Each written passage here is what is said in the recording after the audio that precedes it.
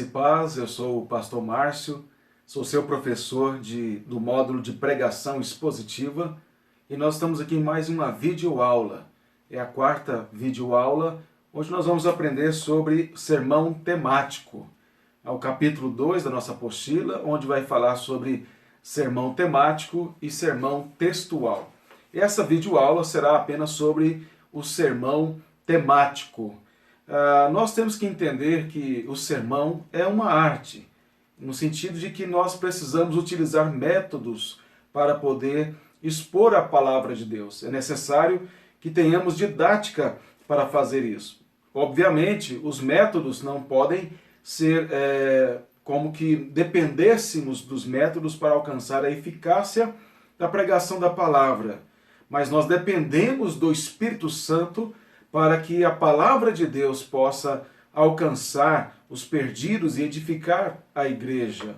No entanto, não significa pelo fato de nós dependermos do Espírito Santo de Deus que nós não podemos ou não devemos utilizar os métodos que estão dispostos para nós para que possamos ser melhores usados para a glória de Deus. Quando eu falo de ter esse cuidado, eu estou falando, ou desta arte de pregar, está relacionado ao cuidado que devemos ter ao preparar a mensagem, o trabalho que deve ser exercido por nós, que vai exigir de nós muito tempo, muito esforço, muito zelo, piedade e também depois uma boa comunicação para expor a palavra de Deus. É importante que nós tenhamos também, ou prestemos atenção aos detalhes. Nós não podemos deixar de ser detalhistas no que diz respeito à preparação de uma mensagem.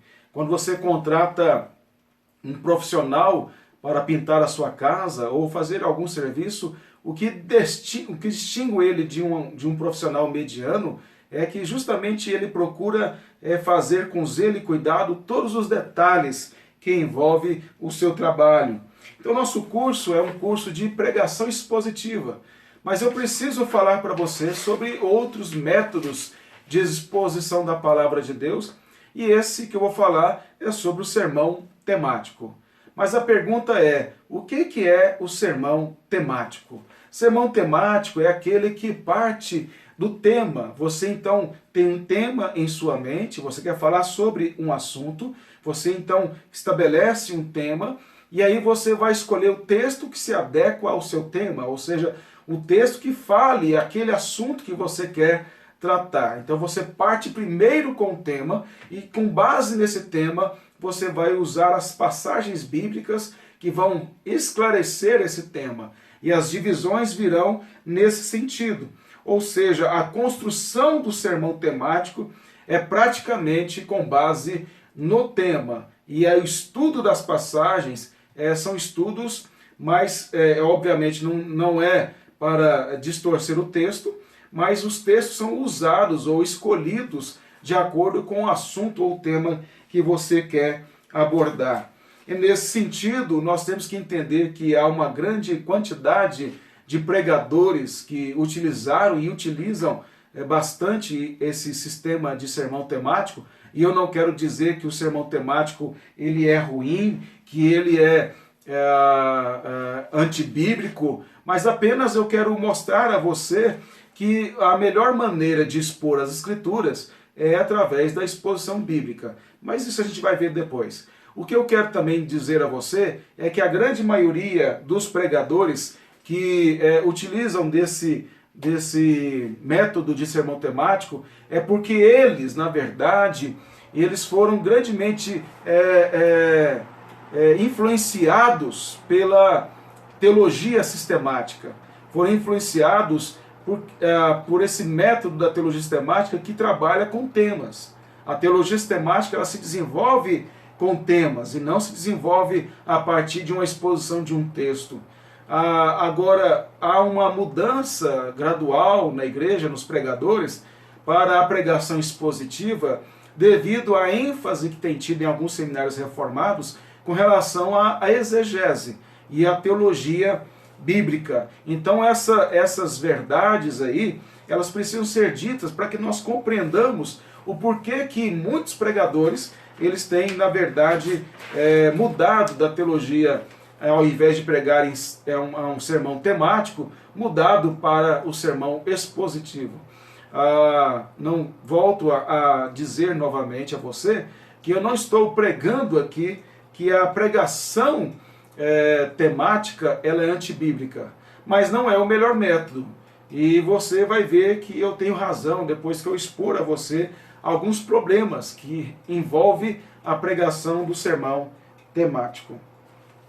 Eu vou dar um exemplo para você aí. Imagine que você quer falar sobre o assunto que você quer falar é razões para a oração não respondida. Esse é o assunto que você escolheu para poder expor. E aí você quer expor isso para a igreja. Razões para a oração não respondida. E aí você vai então fazer um tema com base nesse assunto. Você vai falar, o tema vai ser quando Deus não se agrada de nossas orações. Observe então que o assunto que você quer levar à igreja são razões para a oração não respondida. Mas o tema então com base nesse assunto é quando Deus não se agrada de nossas orações. Esse é o tema da sua mensagem. Agora você precisa olhar para a Escritura e ver os textos que podem apoiar esse tema que você propôs fazer. Então vejamos que o exemplo da apostila, você vai ver então que a primeira razão pela qual Deus não se agrada de nossas orações é quando nós pedimos mal, de acordo com Tiago, capítulo 4, verso 3. Ele diz assim: pedis e não recebeis, porque pedis mal, para esbanjardes em vossos prazeres. Então Tiago está falando que quando nós pedimos para desfrute nosso, para os nossos prazeres, para a vaidade do nosso coração, Deus não se agrada disso e Deus não nos atende, porque o pedido não é para a glória dele, mas para satisfazer os nossos desejos. Então voltemos, o tema é quando Deus não se agrada de nossas orações. Primeira razão que Deus não se agrada de nossas orações é quando nós pedimos mal. E aí agora vamos ver a segunda razão pela qual Deus não se agrada de nossas orações. Quando há pecado no coração. É o Salmo 66, verso 18. Se eu no coração contemplara a vaidade, o Senhor não me teria ouvido. O salmista diz então, se eu no coração contemplara a vaidade, o Senhor não me teria ouvido. A divisão está correta. A razão pela qual Deus não se agrada das nossas orações, uma outra razão, é que quando nós contemplamos a vaidade em nosso coração. Então vejamos aí, o tema é quando Deus não se agrada das nossas orações. Primeira razão que Deus não se agrada das nossas orações, quando pedimos mal, Tiago 4,3. Segunda razão pela qual Deus não se agrada das nossas orações, quando há pecado no nosso coração, Salmo 66, verso 18. Terceira razão pela qual Deus não se agrada das nossas orações, quando duvidamos da palavra de Deus. Aí o Tiago 1, versos 6 e 7.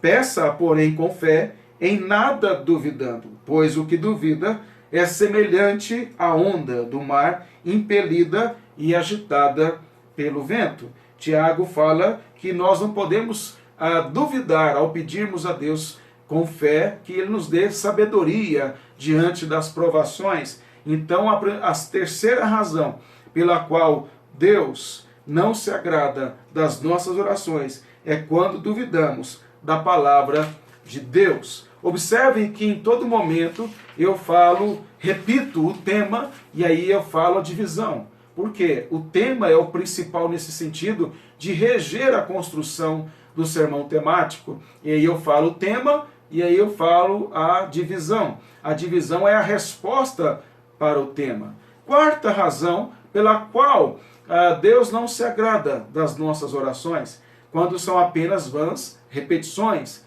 Mateus capítulo 6, verso 7. Aí nós vemos o quê? que Deus está aqui nesse texto de Mateus 6, 7, é quando Jesus está ensinando aos discípulos sobre os princípios da oração. Esse texto, ele antecede o Pai Nosso, que é o modelo de oração. E Jesus fala que não deve se orar como os gentios fazem, repetindo, achando que com as suas muitas repetições eles vão receber o que eles desejam. Então, tá certo a divisão aqui, porque qual é a oração que Deus não se agrada? Quando são apenas vãs repetições. Quinta razão pela qual a oração não agrada a Deus. 1 Pedro 3, verso 7.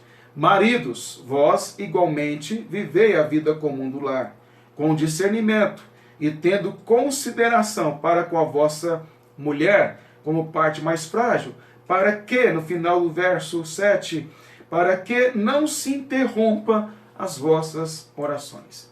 Ali Pedro está falando, ele fala primeiro do papel da mulher, e depois ele fala do homem, e dizendo que o marido que não cuida da sua esposa, não a trata com dignidade, ele tem as suas orações interrompidas. Do verso 1 até o verso 6, Pedro fala sobre o papel da mulher cristã quando não tem maridos crentes e que deve se comportar e dar testemunho com a sua vida e não com palavras.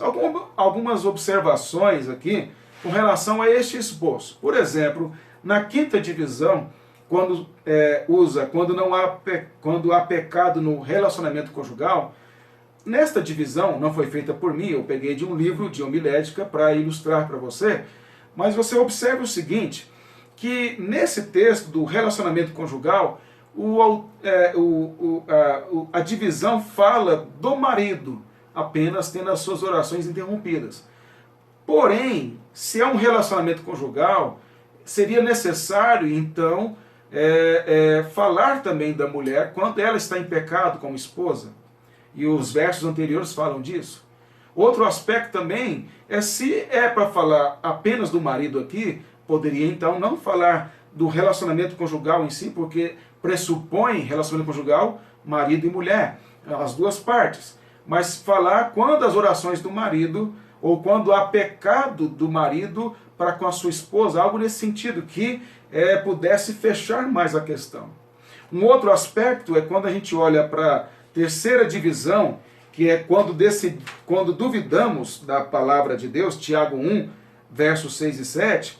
Na primeira divisão, quando pedimos mal, Tiago 4, 3, veja, e você está pregando lá. Aí você fala, primeira razão pela qual Deus não se agrada das nossas orações. Primeira razão, quando pedimos mal. Abram em Tiago 4, 3. A igreja abre em Tiago 4, 3. A segunda divisão, quando há pecado no coração. Abra agora, irmãos, no Salmo 66, verso 18. A igreja vai lá para o Antigo Testamento e abre.